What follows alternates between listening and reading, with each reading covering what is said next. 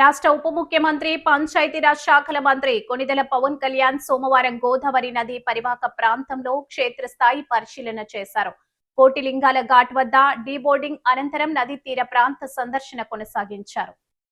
గోదావరి నది బోటులో ఉప ముఖ్యమంత్రి పవన్ కళ్యాణ్ పర్యటన ప్రారంభించారు. క్షేత్రస్థాయిలో నల్లా ఛానల్ వద్ద నదీ ప్రవాహ పరిస్థితుల పరిశీలన చేశారు. నల్లా ప్రాంతంలో నదీ జలాల నమూనాల సేకరణ ప్రక్రియ పరిశీలన అనంతరం సమీప మురుగునీటి శుద్ధం కేంద్రం ఎస్టీపీ సందర్శించారు. మురుగునీటి శుద్ధి వ్యవస్థ దాని వివరాలను అధికారులను అడిగి తెలుసుకున్నారు.